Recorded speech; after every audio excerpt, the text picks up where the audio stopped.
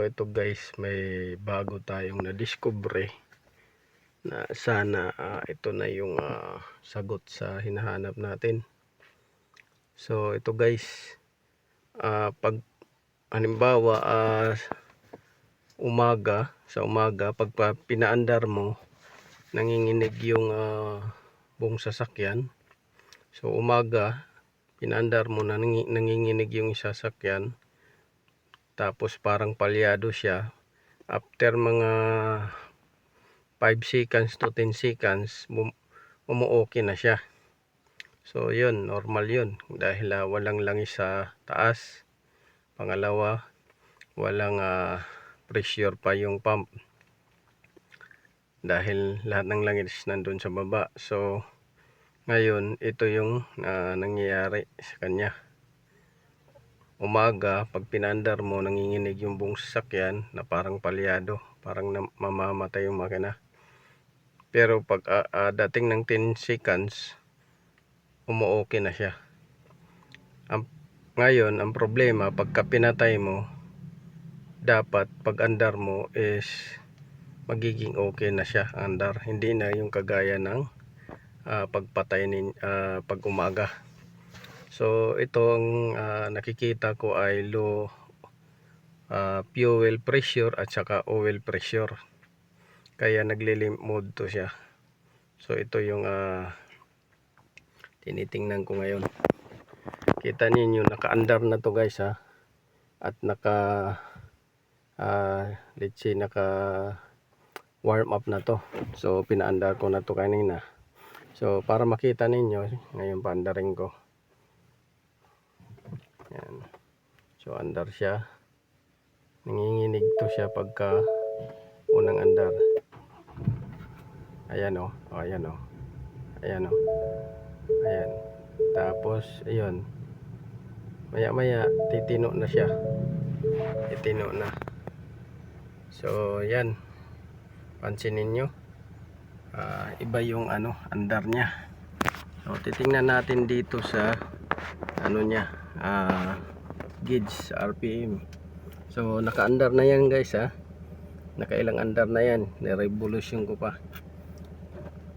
So ngayon, pag pinatay ko, dapat pag andar nya is magiging okay siya, diba? Diretso. Kaso pag pinatay natin, let's say patay natin parang ang nagiging problema nito ay sa oil pressure at fuel pressure. So yan, nakapahinga na yan at naka-andar na yan ng matagal. So ngayon paandarin natin. Ignition on. Tingnan nyo guys yung RPM. Yan. Ayan o. Ayan o. Nanginginig yung sasakyan o. Ayan o. So yan yung nagiging problema nya. So bagong andar, matagal andar, dapat hindi na siya bumabalik sa nanginginig. Ang problema, bumabalik siya doon sa panginig. So may issue dati ito siya sa fuel rail at saka injector. Ngayon may issue naman siya sa oil pump nya. Kasi dapat hindi siya ganun yung andar niya na parang may lagatak, akala mo kulang ng langis sa taas. So yun yung tinitingnan natin ngayon. So yun, yung bago nating na-discover dito sa diagnosing natin.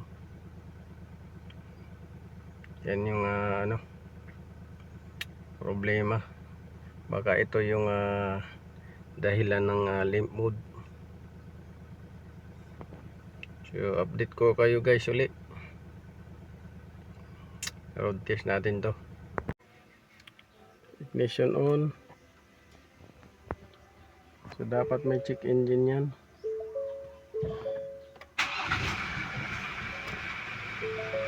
Ayan umandar na siya, wala pa rin check engine.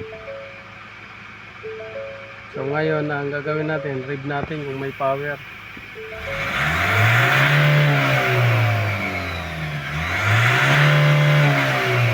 Ayan o.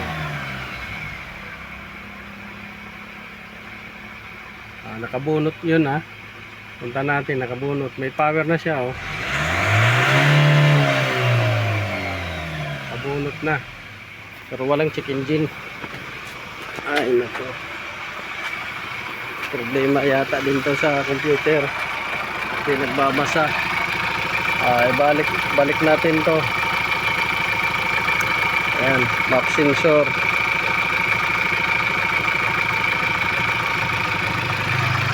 Tapos dito, balik din natin.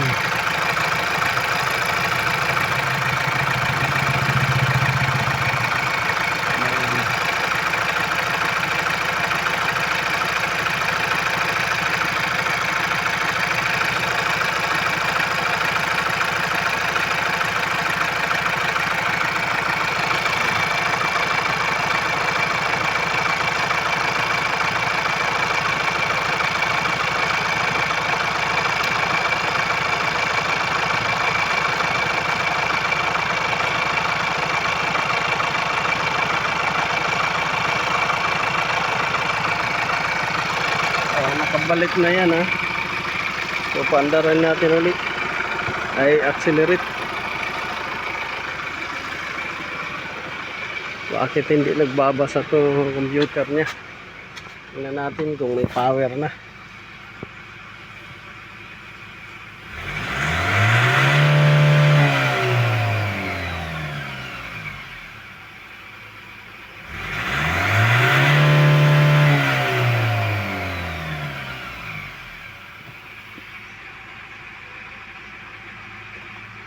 So off natin muna saglit. So napansin nyo guys, nung pinandar ko na nakabunot, walang check engine. Ngayon in-accelerate, low power. Kinabit natin yung sensor, wala pa rin check engine. Pinatay natin, pinandar, may power na. So ngayon start natin uli kung may power na. So lumilitaw yung check engine pag dito, pero pagka mag reading na siya, wala, ayaw lumabas yung check engine kahit na nagbunot ka na ng sensor. Mga sensor pa naman yun na importanteng sensor. So dapat may check engine yan. So paanda rin natin.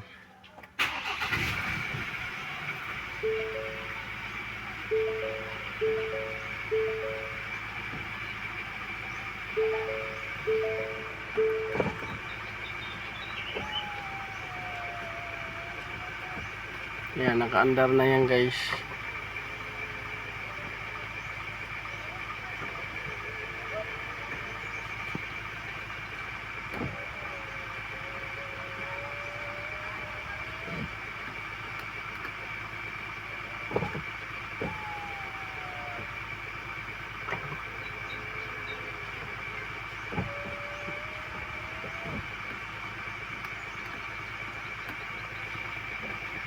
So wala pa rin check engine guys oh.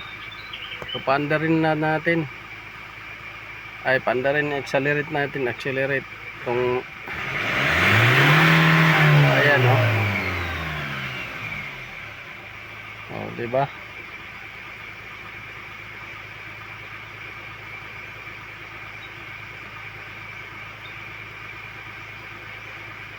Walang check engine oh. Kahit nagbunot na tayo ng mga sensor.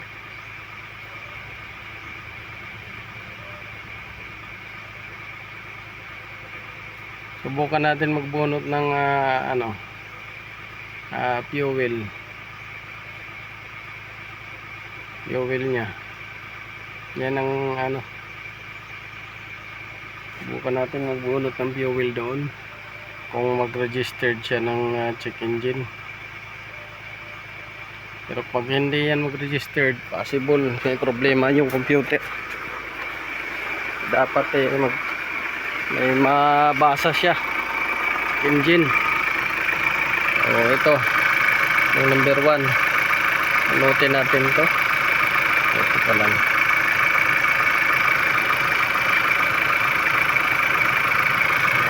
Teka lang guys, parang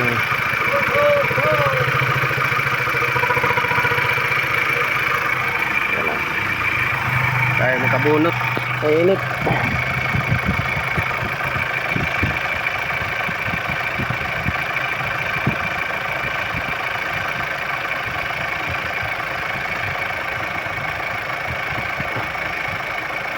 So, yung isa na lang bunutin natin sa number to.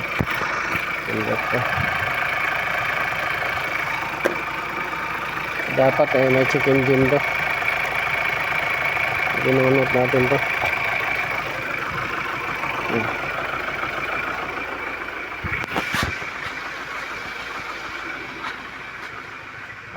Wala pa rin check engine guys. Wala pa rin check engine.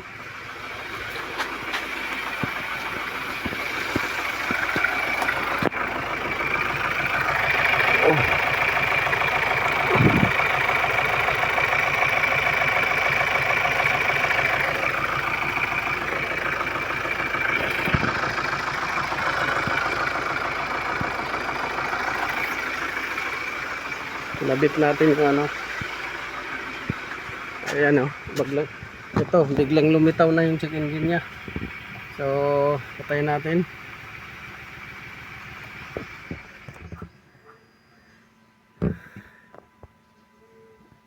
So doon sa map sensor at saka sa hindi siya nag-check engine. Sa mga nya turbo boosting ng check engine na linalabas.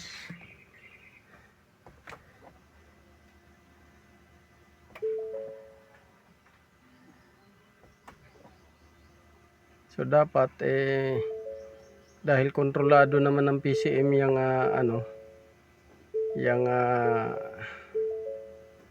map sensor, manifold sensor, tsaka yung doon sa may turbo actuator tinanggal ko rin kanina, wala rin check engine. Dapat mayroon yun dahil kontrolado ng PCM, ECM or ECU yung sensor na yan. Nagtataka lang ako, walang malabas na check engine kahit i-accelerate. So paanda rin natin.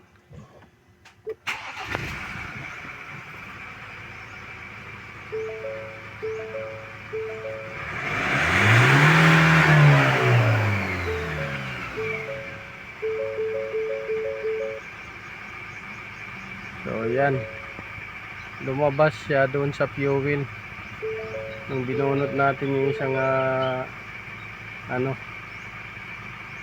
binunot natin, lumabas siya. So dapat may nilalabas din siya sa ibang mga sensor. Problema wala. So mayroong problema rin ito sa computer. So yun lang guys, may share ko sa inyo. Sa mga mayroong experience ng ganito, comment lang kayo. So ayan na guys. So ayan na sir, naibalik na natin yung after cleaning natin ng ibang mga sensor, mga ibang parts. So panda rin natin kung magbago ba ang kanyang andar. Yan, panda rin natin. Ang napapansin ko lang dito ay kahit na mainit yung makina ay nanginginig siya. So parang magaspang yung andar ng makina. So kailangan tong palitan talaga ng langis. Palitan ng langis, palitan ng oil filter, palitan din ng air filter. So yan yung recommendation ko, palitan muna kasi magaspang, baka masira yung camshaft nito. So paandarin natin. Unang andar nito, dahil ang oil nasa baba medyo rough. Yan nanginginig siya yan yun. So maandar na siya. Antayin lang natin na makaikot yung langis sa makina, tapos revolution natin.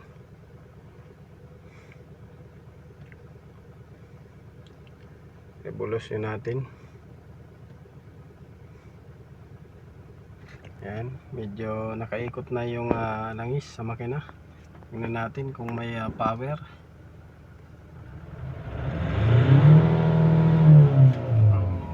Almost 5,000 yung niya, RPM. Yan. So nakaandar na yan, patayin natin. Tingnan natin kung manginginig ba siya sa sa pangalawang andar. May langis na yan sa taas. May problema rin to sa fuel supply nya. Pagka nanginginig, bumababa yung pressure. So ignition on, ignition start. Ayan nanginginig siya. Ayun. So yan yung hinahanap natin, sir. Bumababa kasi yung pressure niya, so may possible na fuel pump to yung ganyang andar niya. So naka-andar na yan i-revolution natin. So almost 5,000. So sa oil pressure, so walang problema, pero sa quality ng oil may problema tayo dahil magaspang yung andar ng makina. So patayin natin yung makina, start natin uli kung manginginig. So about mga 10 seconds. So after 10 seconds, ignition on, para ma-justify natin na may problema to sa fuel pump pressure nya. Ito, paandarin natin. Ayan nanginginig na naman. Ayan. Yan. So yan yung problema, fuel supply. So unahin natin muna yan, fuel supply system nya, fuel pump relay, bago tayo pumunta doon sa fuel injector, dahil may problema siya sa supply pressure. So yun lang, sir. Kakatapos lang natin balik mga linis ng sensor. Marami akong nilinis, so isisend ko sa inyo.